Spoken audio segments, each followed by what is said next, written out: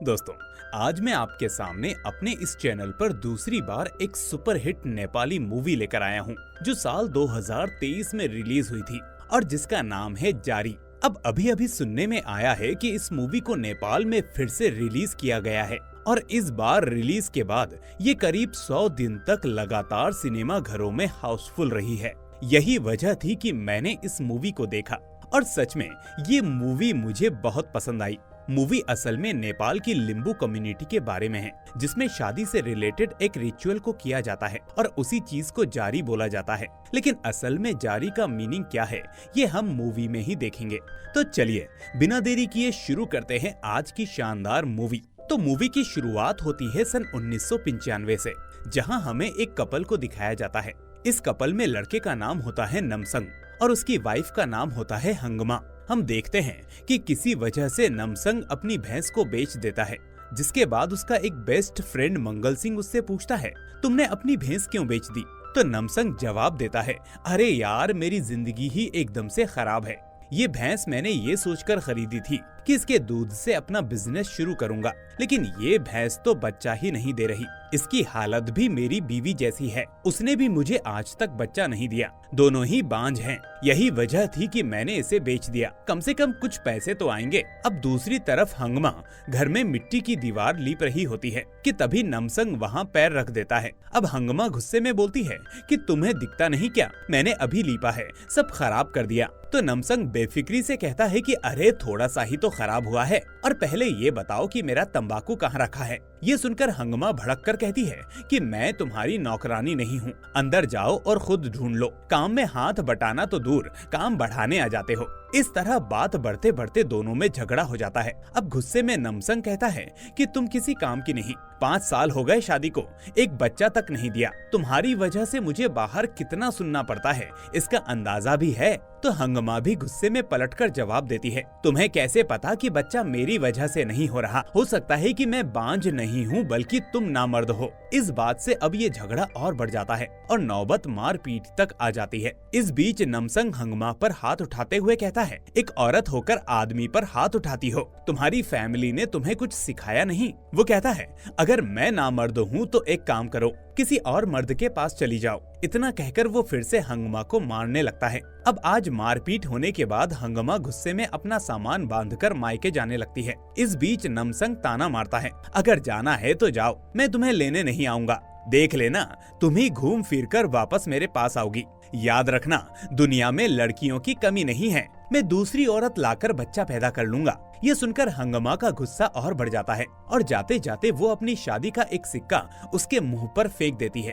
फिर रात में नमसंग के माता पिता घर लौटते हैं तो उन्हें पता चलता है कि हंगमा घर छोड़कर चली गई है। अब नमसंग के पिता उसे डांटते हैं कि अगर रिश्तेदारों को पता चला तो हमारी नाक कट जाएगी, अपनी औरत से प्यार से बात करनी चाहिए, इसीलिए कल जाकर उसे वापस ले आओ। अब नमसंग ताव में आकर बोलता है, मैं नहीं जाऊंगा, उसने मुझे नामर्द कहा है, उसकी इतनी हिम्मत कैसे हुई? इसीलिए अगर उसे वापस आना है तो खुद ही आना होगा। उधर हंगमा अपने मायके पहुंचती है तो उसके माँ बाप उसे समझाते हैं कि बेटा, पति पत्नी में लड़ाई होती रहती है, गुस्से में अगर पति कुछ कह दे तो कभी कभी चुप भी रहना चाहिए, इसमें घर छोड़ने की क्या जरूरत थी? अब हंगमा अपनी माँ से कहती है कि माँ, वो हर बार मुझे बांझ कहता है, 5 साल से ये बातें सुन सुनकर मैं टूट चुकी हूँ, इसीलिए अब मैं वहाँ नहीं जाऊंगी। इस तरह जब रात में हंगमा की छोटी बहन उससे बात करती है तो वो कहती है कि दीदी प्लीज वापस मत जाओ, यहीं रहो, वो आदमी तुम्हें मारता है, इसीलिए तुम नहीं जाना, मैं तुम्हारे पास सो जाऊंगी। अब हंगमा उसे डांटते हुए सुला देती है और कहती है कि मैं कहीं नहीं जाने वाली, इसीलिए अब तुम चुपचाप सो जाओ। अब अगले दिन सुबह नमसंग की माँ पानी लेने के लिए एक दूसरे गांव जाती है, जहां औरतों का जमावड़ा होता है। सभी उससे पूछते हैं कि अरे आंटी, आज हंगमा नहीं दिख रही, आपकी तो तबीयत भी खराब है, फिर आप क्यों आई? तो नमसंग की माँ उन्हें बताती है कि नमसंग ने हंगमा को घर से निकाल दिया, मैंने उसको समझाया, वो जल्दी ही घर आ जाएगी। इस बीच नमसंग की माँ की तबीयत भी कुछ ठीक नहीं रहती तो एक औरत उससे कहती है कि आंटी, आप आराम करो, मैं आपका पानी आपके घर रखाऊंगी। अब उनके घर आते ही थोड़ी देर बाद नमसंग और उसके पिता घर आ जाते हैं। अब आते ही नमसंग अपनी माँ से खाना मांगता है तो वो उसे डांटते हुए कहती है कि मैं बूढ़ी औरत हूँ, सब काम मैं ही करूंगी क्या? पहले अपनी बीवी को वापस लेकर आ, उसके बाद ही खाना मिलेगा। एक तो तुमने अपनी बीवी को भगा दिया, ऊपर से मुझ पर हुक्म चला रहे हो कि खाना दे दो, कोई खाना नहीं मिलेगा। वहीं दूसरी तरफ हंगमा के घर का माहौल भी अलग होता है। असल में हंगमा का भाई भरत संगीत का दीवाना होता है। वो हमेशा अपने गले में ढोलक लटकाए फंक्शन में घूमता रहता था, जबकि उसकी माँ उसे डांटती रहती है कि कब तक आवारा बनकर घूमेगा, कुछ काम धंधा क्यों नहीं करता। दूसरी तरफ हंगमा और उसकी सहेलियां चावल कूटने के लिए जाती हैं। वो सहेलियां उसे समझाती हैं, आज रात फेस्टिवल है तो तू भी चल, शायद वहाँ नमसंग भी आ जाए और सब कुछ ठीक हो जाए। अब असल में ये फेस्टिवल इनकी कम्युनिटी में बहुत ही फेमस होता है और इसीलिए वो दोनों हंगमा को साथ ले जाने की जिद करती हैं। तो पहले तो वो मना करती है, लेकिन फिर उसे अपने परिवार वालों की बात याद आती है तो वो मान जाती है। उधर फेस्टिवल में जाने के लिए मंगल सिंह और उसके कुछ दोस्त नमसंग को बुलाने आते हैं और पूछते हैं कि अरे तुम तैयार नहीं हुए क्या, तुम उस फेस्टिवल में नहीं चलोगे? तो नमसंग कहता है कि नहीं भाई, मेरी माँ की तबीयत ठीक नहीं है, इसीलिए तुम लोग चले जाओ। इस बीच नमसंग का पिता मंगल सिंह को पास बुलाकर उससे कहता है कि तुम तो वहाँ जा रहे हो, इसीलिए एक काम करना, अगर वहाँ तुम्हें हंगमा मिले तो उसे समझा बुझाकर घर ले आना, बोल देना कि माँ की तबीयत ठीक नहीं है। तो इस तरह मंगल सिंह अपने दोस्तों के साथ उस फेस्टिवल के लिए चला जाता है। इसके बाद हम फेस्टिवल को देखते हैं, जहाँ का माहौल बहुत ही खुशनुमा होता है। वहाँ पर हंगमा और उसकी सहेलियां सज धज कर आती हैं। अब हंगमा और उसकी दो सहेलियां किसी जगह पर बैठे होते हैं कि तभी तीन लड़के इन तीनों के पास अप्रोच करके इनके साथ डांस करने के लिए कहते हैं। एक्चुअली इनकी कम्युनिटी में पालम नाम का एक सॉन्ग बहुत ही फेमस होता है। फेस्टिवल में इस पालम सॉन्ग का कंपटीशन चलता है, यानी लड़का लड़की एक सॉन्ग को गाते हुए एक दूसरे के साथ डांस करते हैं और अगर इस कंपटीशन में लड़की हार गई तो लड़का उस लड़की से शादी करेगा, जबकि लड़का अगर नाचते नाचते पूरा गाना गाएगा और बिना रुके उस गाने का मतलब लड़की को बताएगा तो वो जीत जाएगा। खैर, अब हंगमा अपनी सहेली के कहने पर एक लड़के के साथ डांस कर रही होती है कि तभी दूर से मंगल सिंह इस चीज को देख लेता है और उसे लगता है कि हंगमा ने अपने नए पति को सिलेक्ट कर लिया है। इस तरह हमें यहाँ एक बात पता चलती है कि शादीशुदा लड़की भी इस कंपटीशन में अगर किसी से हार जाए तो वो उससे शादी कर सकती है, इन केस अगर वो या उसका पहला पति साथ में ना रहना चाहते हो। पर इसके लिए एक शर्त होती है जो हमें आगे पता चलेगी। इस तरह मंगल सिंह बिना हंगमा से बात किए वहाँ से चला जाता है। अब सुबह होने के बाद ये बात पता चलती है कि हंगमा के साथ जो लड़का डांस कर रहा होता है वो पालम में हार चुका था, जबकि हंगमा और उसकी सहेलियों ने शर्त लगाई होती है कि अगर तुम हार गए तो तुम्हें हमारी खेती में आकर काम करना पड़ेगा। तो इस तरह से ये तीनों लड़कियां उस लड़के को पकड़कर अपने साथ ले जाने लगती हैं। वहीं बीच रास्ते में आकर वो लड़का कहता है कि मुझे खेती बाड़ी तो करनी आती नहीं, फिर मैं ये काम कैसे करूँगा? तो वो लड़कियां कहती हैं कि चलो तो फिर इस पालम गाने का सही मतलब ही बता दो, अगर ये बता दिया तो हम तुम्हें जीता हुआ मान लेंगे। तो इसके बाद वो लड़का पालम गाने का सही मतलब गाने के साथ साथ ही सुनाने लगता है। वो ये गाना हंगमा को सुनाता है और इस गाने में काफी सारी चीजें शामिल होती हैं, जैसे नेचर के बारे में, प्यार के बारे में, व्यवहार के बारे में और घर की औरतों को इज्जत कैसे देते हैं इसके बारे में भी। साथ में इसमें ये भी लाइन होती है कि मैं तुम्हें रानी की तरह रखूंगा। तो ये मीनिंग सुनने के बाद हंगमा को नमसंग की ही याद आने लगती है कि कैसे उसे इज्जत नहीं दी गई और उसे ठीक से नहीं समझा गया और ना ही ठीक से कभी रखा गया। खैर, तो इस तरह बाद में हंगमा और उस लड़के की शादी हो जाती है और जब भी इनकी कम्युनिटी में कोई शादी होती है तो वो लड़का एक सिक्का लड़की के पल्लू में बांध देता है। यही वजह थी कि जब हंगमा वापस आई थी तो वो उस सिक्के को फेंक कर आई थी, यानी रिश्ते को खत्म करके आई थी, मतलब एक तरह का अनऑफिशियल तलाक। अब ये शादी वाली बात मंगल सिंह को पता चल जाती है तो वो नमसंग के घर पर आकर जो कुछ हुआ वो सारी बात बताने लगता है कि हंगमा ने दूसरे लड़के से शादी कर ली है। अब ये सुनने के बाद नमसंग के घर वाले बहुत गुस्सा होने लगते हैं और कहते हैं कि अब तो हम लोग हंगमा के घर वालों से जारी हासिल करेंगे। उसने हमारे नमसंग को कहीं का नहीं छोड़ा, छोटी सी बात को उसने इतना बड़ा बना दिया कि रिश्ता ही तोड़ दिया। अब नमसंग कहता है कि मुझे जारी नहीं चाहिए, पर अगर वो मुझे नजर आई तो मैं उसके टुकड़े टुकड़े कर दूंगा। अब दोस्तों, जिस शर्त की बात मैंने आपको पहले बताई थी वो ये थी कि अगर एक लड़की अपने पहले पति के बाद दूसरे किसी आदमी से शादी करेगी तो बदले में उस लड़की के घर वालों को या दूसरे पति के घर वालों को पहले पति को एक रकम देनी होगी, जिसे जारी कहते हैं। खैर, अब इस तरफ हंगमा के घर में भी इसी जारी के बारे में बातचीत होने लगती है। अब हंगमा का फादर भी यही कहता है कि अगर नमसंग के घर वाले जारी के लिए पूछेंगे वो जारी तो असल में हंगमा का दूसरा पति देगा। वहीं दूसरे दिन मंगल सिंह नमसंग के घर वालों की तरफ से हंगमा के घर पर आता है और बातों ही बातों में हंगमा का पिता मंगल सिंह को देखकर उसकी कम्युनिटी के बारे में पूछने लगता है कि आप तो लिंबू कम्युनिटी के खानदान से नहीं लगते। तो मंगल सिंह उन्हें अपने बारे में बताते हुए कहता है कि एक्चुअली मेरे पिता एक ब्राह्मण हैं और मेरी माँ लिंबू कम्युनिटी की हैं, इसीलिए मेरा चेहरा ऐसा दिखता है। खैर, अब मंगल सिंह बातों ही बातों में हंगमा के पिता से जारी के बारे में पूछता है और कहता है कि नमसंग के घर वाले जारी को जल्दी से जल्दी वसूलना चाहते हैं। तो ये सुनकर हंगमा का पिता कहता है कि हमारी बेटी ने जो किया वो बहुत ही जल्दबाजी में किया है, इसीलिए तुम नमसंग के घर वालों से कहो कि हम लोग जारी कुछ दिनों के बाद दे देंगे और वो हमें कुछ दिन की मोहलत दे दें। अब इस तरफ हंगमा अपने नए ससुराल में होती है, जहाँ उसका पति कुछ काम के लिए बाहर चला जाता है। असल में वो पैसे कमाने के लिए दूसरे शहर जाता है, क्योंकि उसको पता है कि उसे ही हंगमा के पहले पति के लिए जारी की व्यवस्था करनी होगी। अब फिलहाल इस बंदे के पास इतने पैसे नहीं होते, इसीलिए ये पैसों के लिए शहर जाने का प्लान बना लेता है। अब दूसरे दिन हंगमा के घर वालों की तरफ से 2 लड़के हंगमा के पास आते हैं। वो कहते हैं कि कल नमसंग के घर वाले और उसके रिश्तेदार तुम्हारे घर पर आने वाले हैं और पंचायत बिठाने वाले हैं जारी के बारे में बात करने के लिए। वो लोग कहने वाले हैं कि अगर तुम्हारे घर वालों ने या तुम्हारे इस पति के घर वालों ने जारी नहीं दी तो वो तुम्हारी छोटी बहन से नमसंग की शादी करा देंगे। ये सुनकर हंगमा के होश उड़ जाते हैं और वो कहती है कि वो आदमी मेरी छोटी बहन से शादी करेगा, वो तो उसकी बेटी की उम्र की है। क्या पंचायत के लोग इस बात को नहीं समझते? इस तरह अब दूसरे दिन हंगमा के घर पर पंचायत बैठाई जाती है और एक तरफ नमसंग के घर वाले और रिश्तेदार होते हैं, जबकि दूसरी तरफ हंगमा के घर वाले। अब हंगमा का पिता यही कहता है कि हमारे पास अभी देने के लिए जारी नहीं है, इसीलिए हमें 6 महीनों की मोहलत दे दी जाए, जिसके बाद हम किसी भी तरह से जारी चुका देंगे, लेकिन हमारी दूसरी बेटी मत मांगिए। पर नमसंग कहता है कि मैं 6 महीनों तक क्या 6 मिनट तक का इंतजार भी नहीं कर सकता, मुझे अभी के अभी मेरी जारी चाहिए। उस लड़की ने मेरे बारे में एक बार भी नहीं सोचा, मेरे परिवार के बारे में एक बार भी नहीं सोचा, इतना जलील किया। जब उसने 1 मिनट वेट नहीं किया तो मैं भी अब 1 मिनट भी वेट नहीं करूंगा।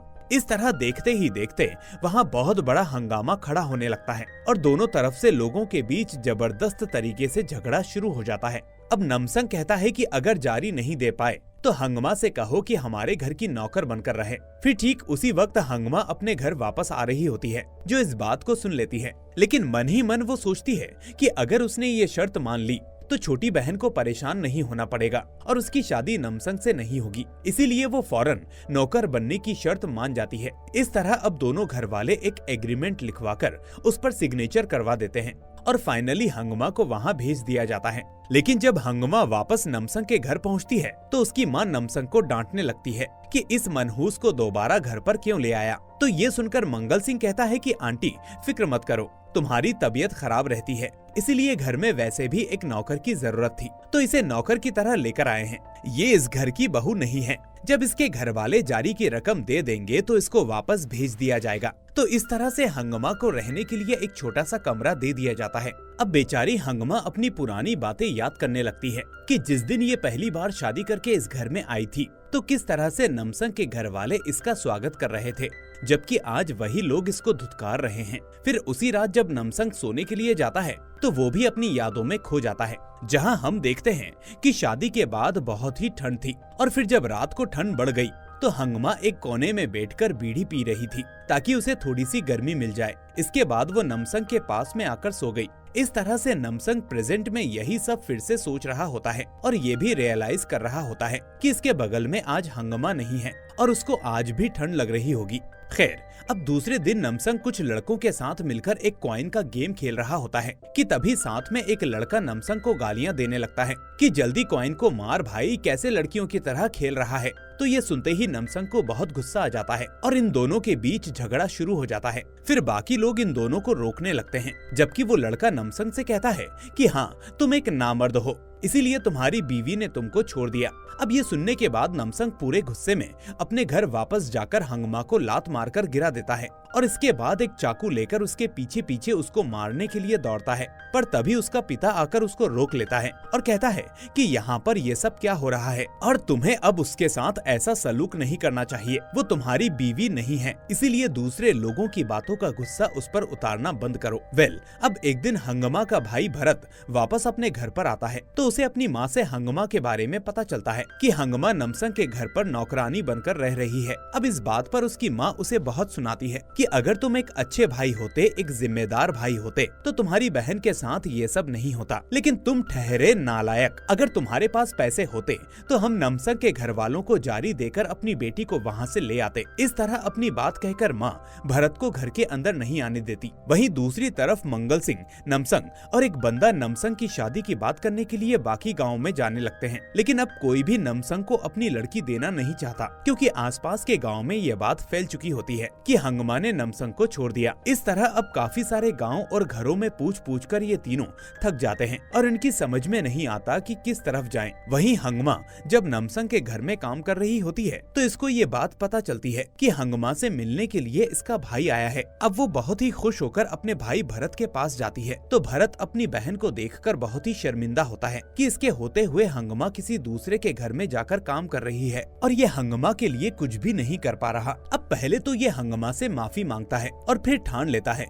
कि किसी भी तरह से अपना कोई काम शुरू करेगा और फिर जारी नमसंग के मुंह पर फेंक कर अपनी बहन को वहाँ से जल्दी ले आएगा। खैर, अब दूसरी तरफ फाइनली नमसंग को एक लड़की मिल जाती है जिसके साथ वो पालम गाना गाने लगता है, लेकिन इसको ढंग से गाना आता ही नहीं, जिसकी वजह से बात धीरे धीरे बिगड़ने लगती है। वहीं कुछ दूरी पर मंगल सिंह बैठा हुआ उसके पालम गाने को सुन रहा होता है और उसे सुनकर वो अपने दूसरे साथ के लोगों से कहता है कि गांव का एक भी लड़का ढंग से पालम गाना गाता ही नहीं। अगर मैं पालम गाना गाऊं तो 7 दिन 7 रात तक गाता ही रहूंगा। सारी लड़कियां मुझसे हार जाएंगी, पर क्या करूं, एक भी लड़की ने मुझसे अभी तक कंपटीशन किया ही नहीं। सच ही कहते हैं कि हर किसी को सब कुछ नहीं मिलता। पता नहीं मेरी शादी कब होगी। खैर, अब सुबह होने के बाद ये बात पता चलती है कि नमसंग उस लड़की से पालम कंपटीशन नहीं जीता, लेकिन फिर भी वो उस लड़की को अपने साथ आने के लिए कहता है। पर जब वो लड़की मना करती है तो नमसंग, मंगल सिंह और कुछ लोग उस लड़की को अपने साथ अपने गांव ले जाने लगते हैं, वो भी जबरदस्ती। फिर जब उस लड़की के घर वालों को ये बात पता चलती है कि कुछ लोग उस लड़की के साथ जबरदस्ती कर रहे हैं तो उसकी बिरादरी के लोग जमा होकर इन लोगों पर टूट पड़ते हैं।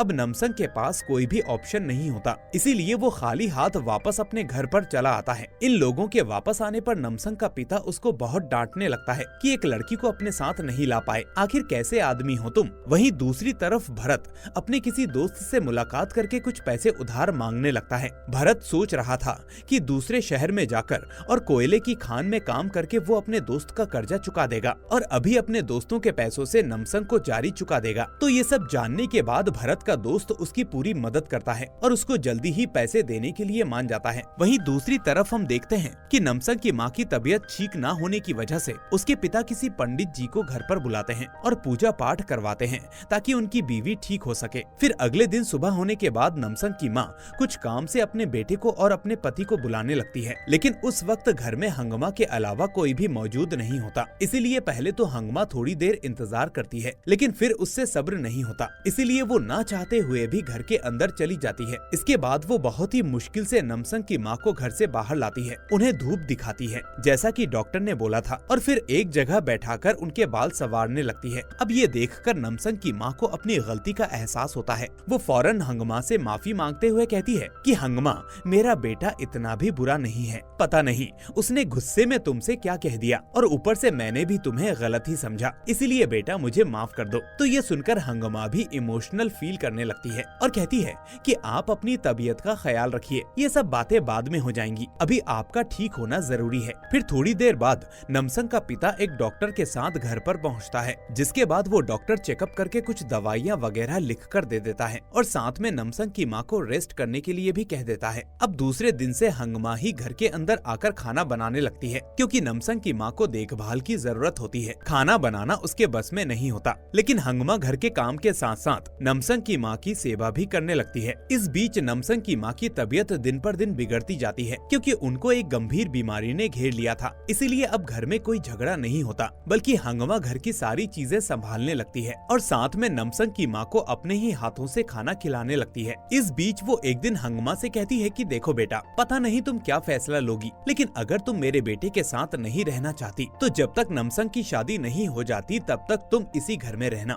मेरे बेटे और मेरे पति दोनों को ही ढंग से रहना नहीं आता, इसीलिए अब तुम ही उन दोनों को संभालो। इन्हीं बातों के बीच अचानक नमसंग वापस अपने घर पर आता है तो ये देखकर हंगमा खाने को वहीं पर रखकर बाहर चली जाती है। लेकिन नमसंग की माँ नमसंग के हाथों से खाना नहीं खाती, इसीलिए हंगमा दोबारा घर के अंदर जाकर उन्हें खाना खिलाने लगती है। अब कुछ दिन गुजर जाते हैं, जिस दरमियान नमसंग की माँ की तबीयत बिगड़ती जाती है और फिर वो इस दुनिया से विदा ले लेती है। खैर, ये सब होने के बाद एक दिन नमसंग का फादर अपने पड़ोसी के घर में आता है एक तरह की देशी शराब पीने के लिए, जो अमूमन नेपाल में सर्दियों में शुरू होने से पहले पी जाती है ताकि शरीर को आने वाली ठंड से बचाया जा सके।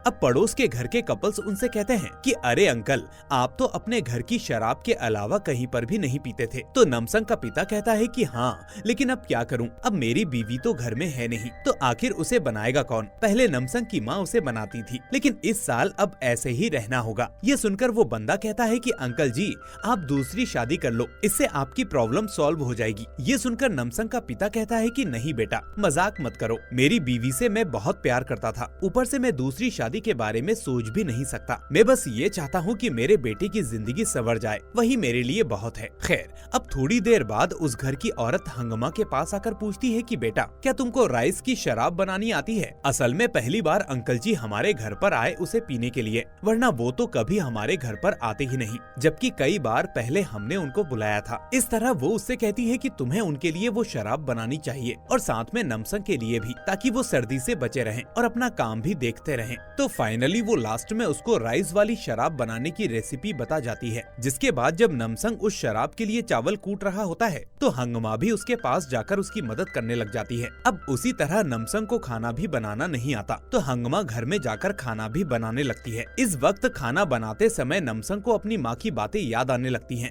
जब एक दिन उसकी माँ ने कहा था कि एक घर तभी पूरा होता है जब उस घर में औरत आकर रहती है, और जिस घर में औरत नहीं वो घर घर नहीं होता। तो इस तरह से वो अपनी माँ को याद करके बहुत ही दुखी होने लगता है। फिर थोड़ी देर बाद हंगमा अपने पड़ोसी के घर से कुछ चीज लेने लगती है और उस चीज को लाकर चावल में मिलाकर अपने हाथों से शराब बनाकर खेत के पास जाने लगती है, क्योंकि खेत में नमसंग अकेले ही खेती बाड़ी कर रहा होता है। अब हंगमा चुपचाप वहाँ जाकर बैठ जाती है और बिना नमसंग से बात किए वो शराब वहीं पास में ही रख देती है। अब हंगमा को वहाँ बैठा देखकर नमसंग फौरन खेती बाड़ी छोड़कर उस शराब को पीने के लिए आता है, लेकिन इस बीच वो भी हंगमा से कोई बात नहीं करता। फिर रात होने के बाद जब नमसंग का पिता वापस अपने घर पर आता है तो हंगमा उसके लिए भी शराब तैयार कर चुकी होती है। अब वो शराब पीकर बहुत खुश होने लगता है और इस तरह से नमसंग और हंगमा एक दूसरे से बिना बात किए घर के कामों को पूरा करने लगते हैं और इन दोनों के बीच एक ऐसा रिश्ता बनने लगता है जो शादी के बाद कभी बना ही नहीं था, जैसे एक दोस्त दूसरे दोस्त का साथ देता है। अब एक दिन नमसंग को ऐसा देखकर मंगल सिंह नमसंग से यही कहता है, हाँ, मैं सब कुछ देख रहा हूँ,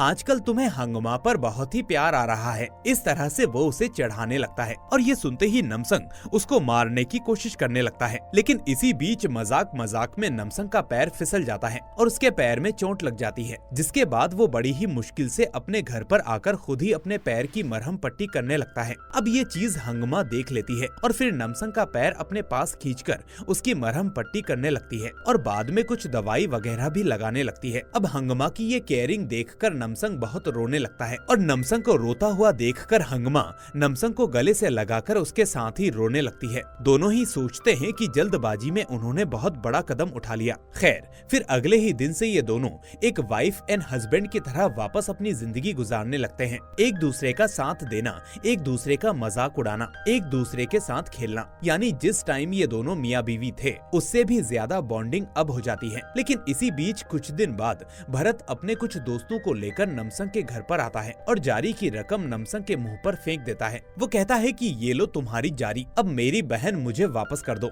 ये सुनकर नमसंग और उसके पिता कहने लगते हैं कि आओ बेटा, पहले बैठकर बात करते हैं, हमसे भूल हो गई, हंगमा इस घर की बहू है, हमें माफ कर दो। पर भरत उससे कहता है कि अब कोई बातचीत नहीं होगी, ये लो पकड़ो तुम्हारे पेपर और इस पर साइन कर दो कि तुम्हें जारी की रकम मिल गई है। इसी पेपर पर साइन करके तुम मेरे घर से मेरी बहन को नौकरानी बनाकर लाए थे ना, तो आज मैं उसको वापस लेकर ही जाऊंगा। अब बेचारे नमसंग के पास कोई भी ऑप्शन ना होने की वजह से वो उन पेपर्स पर सिग्नेचर कर देता है और उसी तरह हंगमा अपने भाई के साथ वापस अपने घर चली आती है। अब हंगमा के जाने के बाद नमसंग दोबारा बहुत अकेला महसूस करने लगता है और हंगमा की बातें ही याद करता रहता है। वहीं दूसरी तरफ तरफ हंगमा की भी यही हालत होती है। उसे लगा था कि जिंदगी संवर चुकी है, सब कुछ ठीक हो चुका है, लेकिन अब फिर से सब खत्म हो चुका होता है। इस तरह वो भी उसे बहुत मिस करने लगती है। फिर कुछ दिन बाद नमसंग और उसका पिता मंगल सिंह के साथ हंगमा के घर पर जाते हैं और उनसे दोबारा शादी की बात करते हैं। पर ये सुनते ही भरत अपने हाथ में चाकू उठा लेता है और इन तीनों का गला काटने के लिए आगे बढ़ता है, लेकिन तभी उसके लोग उसे रोक लेते हैं। इस बीच हंगमा का पिता तीनों से कहता है कि तुम तीनों तो बहुत ही बेशर्म हो, जो मेरे बेटे को बेइज्जत करने के बाद और जारी की रकम लेने के बाद भी वापस यहाँ रिश्ते की बात करने आ गए। अब ये सब हंगामा देखकर हंगमा नमसंग को फिलहाल वहाँ से जाने के लिए कहती है, लेकिन ये सुनकर नमसंग कहता है कि तुमने मुझसे एक बार कहा था कि मैं नामर्द हूँ, लेकिन मैं नामर्द नहीं हूँ। मैं यहाँ से नहीं जाऊंगा जब तक तुम मेरे साथ नहीं आ जाती, चाहे तुम्हारा भाई या तुम्हारा पिता मेरा गला ही क्यों ना काट दे, लेकिन तुम्हें कोई फर्क नहीं पड़ता। अब ठीक उसी वक्त वहाँ पर हंगमा का दूसरा पति भी आ जाता है, वो भी सारे शगुन वगैरह लेकर, और उसको देखकर अब नमसंग अपने हाथों में चाकू लेकर उस पर टूट पड़ता है। और इसी तरह से अब यहाँ बात बहुत ही बिगड़ जाती है। लेकिन लास्ट में हंगमा लड़ाई को रोकते हुए कहती है कि पता नहीं मेरी जिंदगी में क्या लिखा है, मैंने कभी नहीं सोचा था कि मैं तुम्हारे अलावा दूसरे बंदे से भी शादी करूंगी। उस लड़के ने मुझे पालम में हरा दिया, इसीलिए शर्त के हिसाब से मैंने उससे शादी कर ली। इसीलिए अगर तुम अब मुझसे शादी करना चाहते हो तो मुझे दोबारा पालम में हराना होगा। पर यहाँ एक दिक्कत थी, नमसंग को तो पालम वाला गाना आता ही नहीं था। एक्चुअली गाना तो आता था, लेकिन उस गाने को कैसे गाया जाए ये सब उसे पता नहीं था। इसीलिए दुखी होते हुए वो वहीं पर बैठ जाता है और फिर अचानक रोते रोते वो अपनी माँ के शब्दों को दोहराने लगता है, जिन्होंने एक बार उसे पालम के गाने को गाना और उसका सही सही मतलब बताया था। पता नहीं कैसे उसे आज पूरा गाना भी याद आ जाता है और उसका सही मतलब भी पता होता है, और इस तरह से वो सभी को उस गाने को सुनाकर दिखा देता है। इस बीच हंगमा के दूसरे पति को समझ में आ जाता है कि नमसंग हंगमा से बहुत प्यार करता है, इसीलिए इस चीज का एहसास होते ही वो चुपचाप वहाँ से चला जाता है। फिर बाद में हंगमा नमसंग को अपना लेती है, जिसके बाद दोबारा नमसंग और हंगमा की शादी करवाई जाती है। और इसी वक्त हंगमा के पास जो दूसरे पति का शादी वाला कॉइन होता है, वो उस कॉइन को किसी मंदिर के पास रख देती है, जिसके बाद नमसंग की फैमिली हंगमा को लेकर वापस अपने घर पर जाने लगती है। फिर सीन कुछ दिन बाद शिफ्ट होता है, जहाँ मंगल सिंह अपने माँ बाप को डांट रहा होता है। वो कहता है कि आप दोनों अलग अलग कम्युनिटी के हो, इसलिए ब्राह्मण लोग समझते हैं कि मैं लिंबू हूँ, जबकि लिंबू लोग समझते हैं कि मैं ब्राह्मण हूँ। इसी चक्कर में कोई भी अपनी लड़की मुझे नहीं दे रहा और मेरी शादी ही नहीं हो रही। फिर फाइनली हमको ये बात पता चलती है कि हंगमा 1 साल बाद एक लड़की को जन्म देती है, जिसके बाद नमसंग और हंगमा बहुत खुश होते हैं। और इसी तरह से ये मूवी यहाँ एंड हो जाती है। दोस्तों, लास्ट में जो मंगल सिंह का रेफरेंस दिखाया है उसमें एक चीज समझने वाली है। इस चीज को यहाँ जानबूझकर रखा गया है। असल में इसमें ये दिखाने की कोशिश की गई है कि भले ही आप प्यार करके आपस में अलग अलग कम्युनिटी के होने के बाद भी एक होकर रह रहे हों, लेकिन इसका अच्छा या बुरा असर आपके बच्चों पर पड़ना ही है। यही जीवन की सच्चाई है। अब मैं ये नहीं कह रहा हूँ कि ये गलत है, लेकिन अगर हम ऐसा फैसला लेते हैं तो हमें अपने बच्चों को भी उसी हिसाब से मेंटली प्रिपेयर करना चाहिए। जैसे मंगल सिंह ने अपनी शादी ना होने का दोष अपने पेरेंट्स के ऊपर डाल दिया, जबकि उसको पता होगा कि उसके माता पिता ने अलग अलग कम्युनिटी के होने की वजह से शादी के टाइम पर बहुत मुसीबतें झेली होंगी। इसीलिए आने वाले कल की तैयारी आज से कर लेना ही अच्छा है। तो दोस्तों, उम्मीद है कि आपको ये मूवी पसंद आई होगी, इसीलिए इसको लाइक करने के साथ साथ अपने दोस्तों के साथ शेयर करना मत भूलना। साथ ही अगर नए हैं तो चैनल को सब्सक्राइब करके नोटिफिकेशन बेल को भी दबा देना। अब मैं मिलूंगा आपसे अगली ऐसी ही शानदार मूवी के साथ। टिल देन अपना और अपनों का ख्याल रखिए एंड थैंक्स फॉर वॉचिंग।